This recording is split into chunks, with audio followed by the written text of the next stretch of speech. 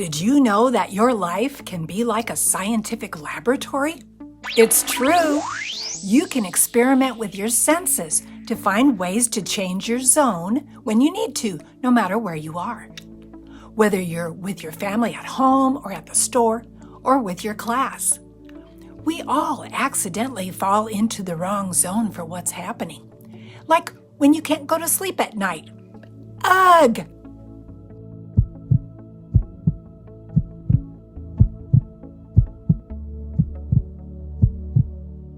Let's call our emoji friend Sergey. Look at his face. Do you think he'll be able to sleep when he's too busy thinking? I don't think so.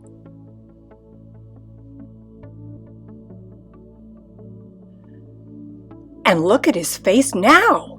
Will he be able to sleep when he's so busy thinking of scary things? Probably not. It's very important to learn how to change how we feel when we need to.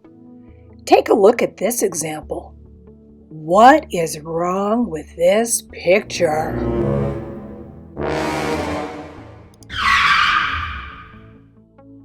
It's a dangerous mistake to make to drive when you're too sleepy. Adults should know that.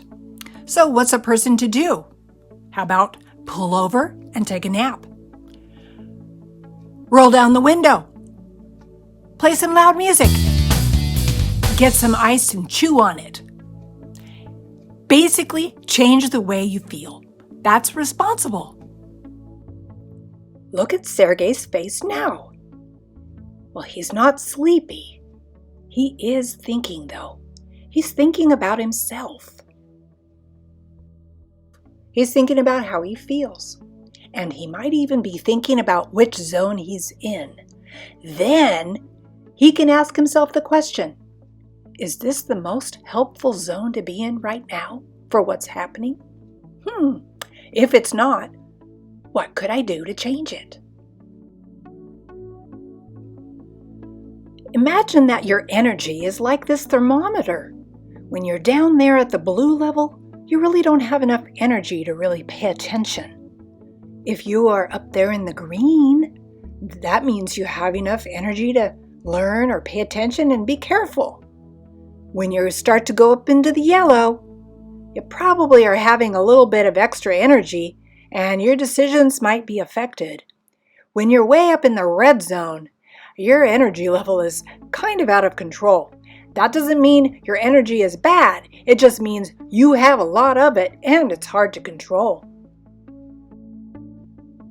So you see, when you pay attention to how much energy is in your body, you can figure out if you need to do things that will give you more energy, keep your energy where it's at, or you might even realize that you should do something that will lower the energy that you have. At the beginning of this video, we talked about how you can experiment with your senses to change how you feel. So let's think of some ways you can do it. Take cold feet, for example.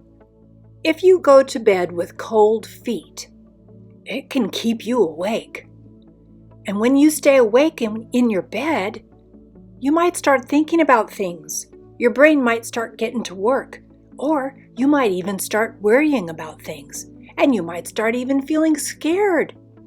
So don't go to bed with cold feet. Make sure they're warm. That's just one way to get your body ready to go to sleep at night. Now let's talk about a different example. It's time for class.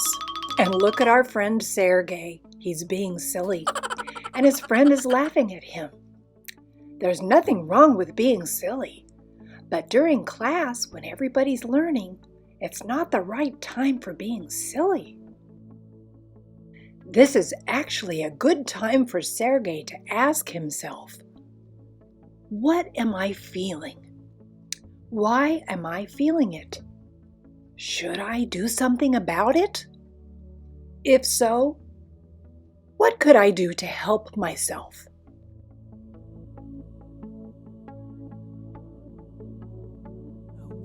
He has too much energy, don't you think? So, what could he do to lower his energy? Maybe he could do some deep breathing. He could use a squeeze ball. He could touch something soft, like a stuffed animal, on his lap. Or maybe he could go get a drink of water.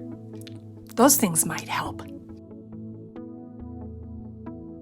Remember how we're using this thermometer to understand how much energy our body is feeling? Well, the higher you go on this thermometer, the more energy your body feels and the harder it is to control that energy.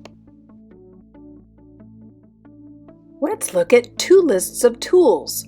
One list is in English and the other list is in Spanish. Pause the video on the language that you prefer. Look through all of the ideas. You might find some tools that can help you to raise your energy higher, or keep it at the same place for longer, or even lower your energy when you need to. Collect some ideas that you think will work for you. Look at Sergey's face. Whoa, there's a lot of energy in his body. He looks like he's about to explode. And now look at him. He looks really upset, or maybe scared. You might even notice that he might be hurt. And look at this boy. He looks pretty excited. But what if he was jumping up and down with excitement right next to his little baby brother or sister and he accidentally knocked them over? In your life, sometimes you won't have much energy, and sometimes you'll have just the right amount of energy, and even other times you might have too much energy. But here's something to keep in mind. There are times when it is completely safe to be in the red zone, like when your team wins World Cup soccer, or when you're on a scary ride at the fair.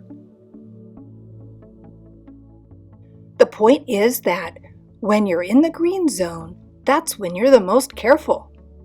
We actually make the fewest mistakes when we're in the green zone, because that is when we are paying our best attention.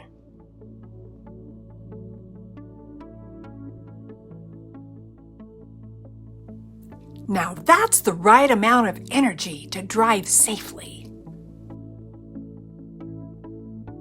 Thanks for your help, Sergey.